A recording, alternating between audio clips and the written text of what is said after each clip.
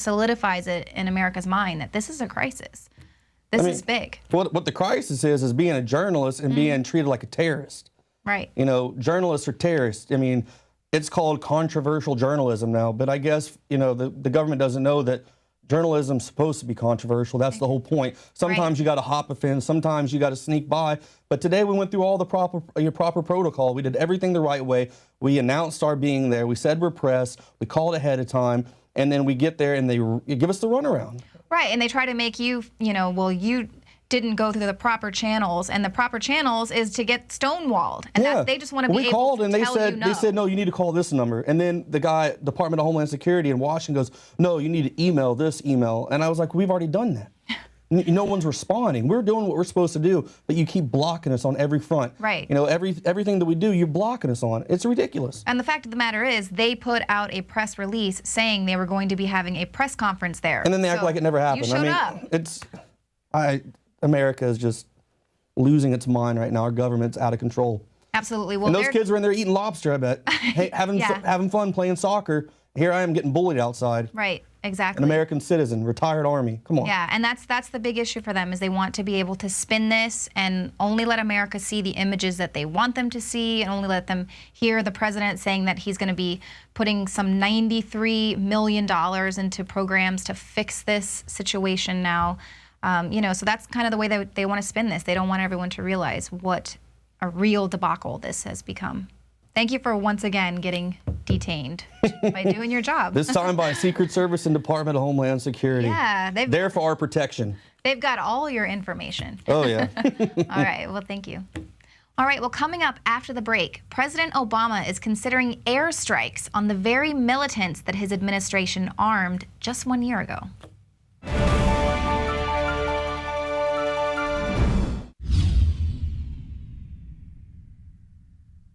Alex Jones here to break down some exciting developments in the area of research concerning supplemental iodine. It's nothing less than phenomenal. I began to get into iodine a few years ago because it was helping me and my family so much get healthy and detoxify. And I used some of the mainline iodine supplements and they upset my stomach and I had some issues with it. Until I discovered a product being developed by Dr. Group, who I was already interviewing as an expert on my radio show, and I began taking the product before he actually rolled it out. You now know it as Survival Shield True Nascent Iodine that your body can really absorb. Then, about a year ago, he said, listen, if you think this is powerful, I'm going to come out with rare earth, deep earth crystals that are incredibly powerful that no one else has as a source for their iodine from between 7,000 and 12,000 feet, literally drilled out of the ground. You put it on a hot plate, and it turns into the pure gas. No one else has 99.99% pure iodine. And the results that I personally have had have been life-changing. I was over 270 pounds. And with the iodine, exercise, and better diet, I have lost now more than 50 pounds total, and I'm continuing to lose the weight. I have more energy, my libido, all this crap came out of my skin.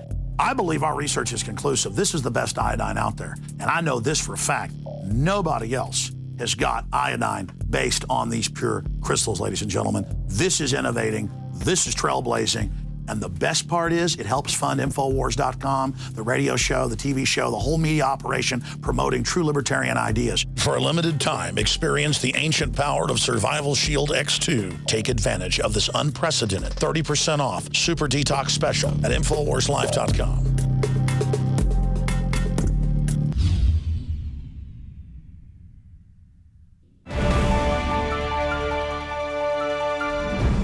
The Obama administration is now considering airstrikes in Syria against militants that it supported just 1 year ago. Now, The Hill reports that the president is weighing up a possible air offensive in Syria on the terror camps of the Islamic State of Iraq and Syria.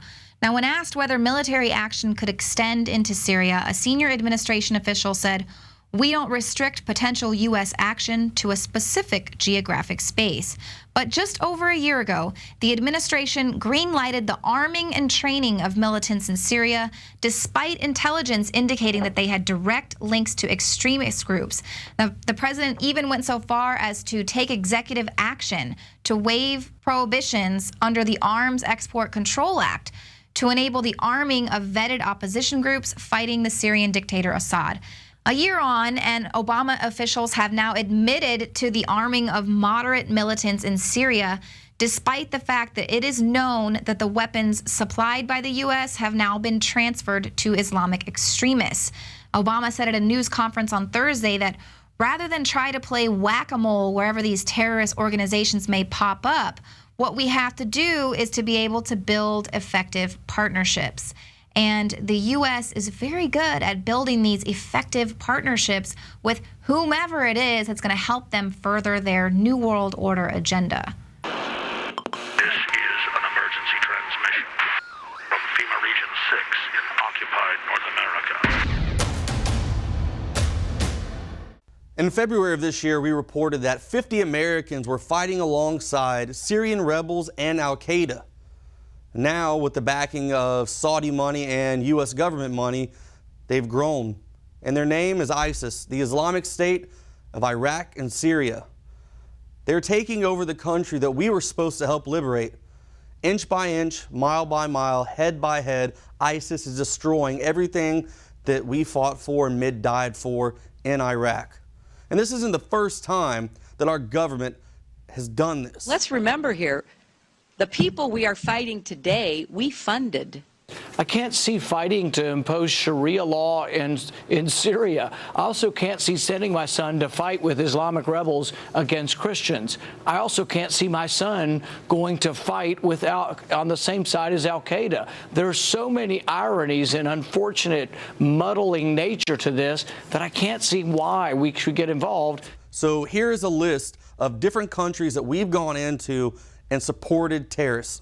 I found an interesting article on alternet.org titled 35 countries where the U.S. has supported fascists, drug lords, and terrorists. Number one would be Afghanistan. After Mikhail Gorbachev withdrew Soviet forces in 1989, these U.S.-backed warlords tore the country apart and boosted opium production to an unprecedented level of 2,000 to 3,000 tons per year. The Taliban government cut opium production by 95% in 2 years between 1999 and 2001. But the U.S. invasion in 2001 restored the warlords and drug lords' power.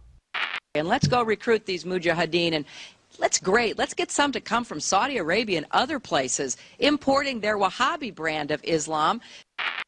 Another country where America has supported terrorist activity would be Mexico. The death toll in Mexico's drug war has recently passed 100,000. The most violent of the drug cartels is Los Zetas.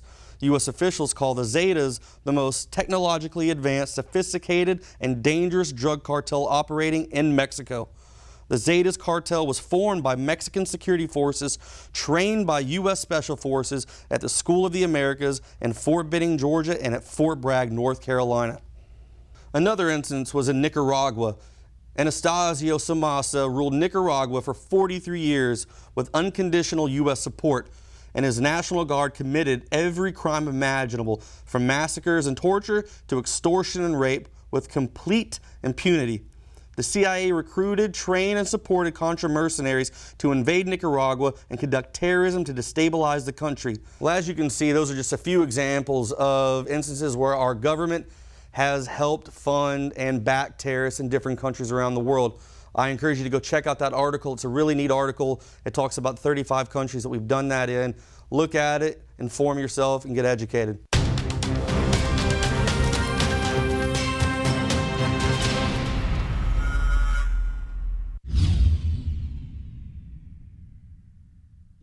The globalist social engineers are not just targeting us with propaganda. They are manipulating our genetics. We are being targeted at every level by estrogen mimickers that lower our testosterone and other hormones and natural compounds that the body needs. After consulting top doctors, nutritionists, pharmacists, and others, we have developed what I believe is the ultimate non-GMO organic super male vitality formula, sourced from powerful organic herbs and then concentrated for maximum potency. Super male vitality was developed to activate your body's own natural processes instead of using synthetic chemicals. Super male vitality by INFOWARS Life is so powerful that I only take half the recommended dose. For a limited time, we are offering 15% off Super Male Vitality at InfoWarsLife.com to introduce you to this powerful supplement. Visit InfoWarsLife.com today to secure your Super Male Vitality. InfoWarsLife.com. Hi, I'm Dr. Edward Group. Today I'd like to talk about the war on women. You've experienced and heard about the benefits of Super Male Vitality.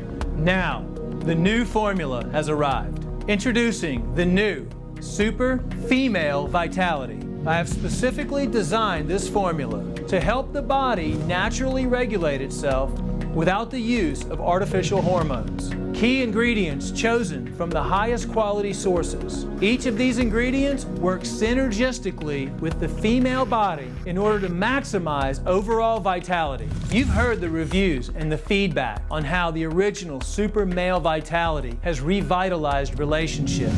Now, both the man and the woman can have the revitalization in their own bodies with Super Male Vitality and Super Female Vitality. Secure your Super Female Vitality today from our limited stock at InfoWarsLife.com.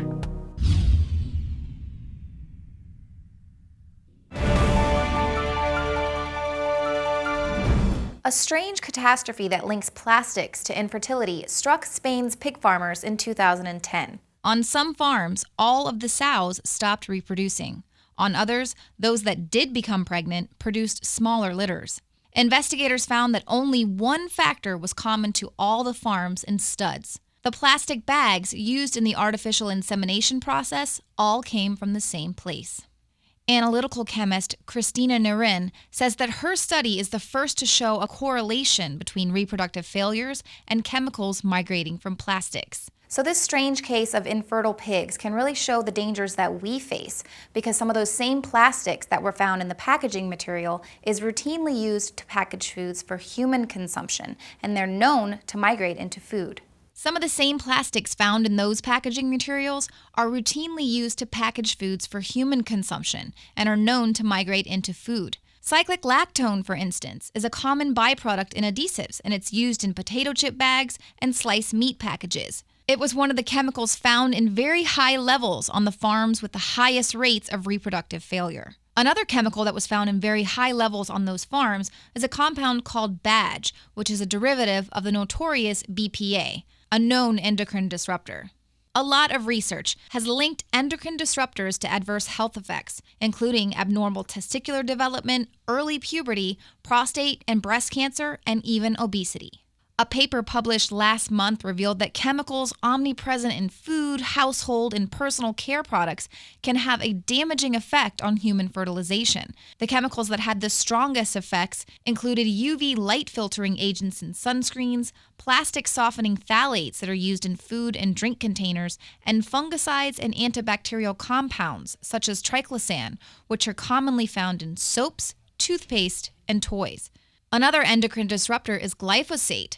Glyphosate's use has exploded since the advent of glyphosate-resistant genetically engineered crops in 1995. It is commonly found in those GE crops because they absorb glyphosate through direct application and also from the soil, meaning it cannot be washed off. It is in the food.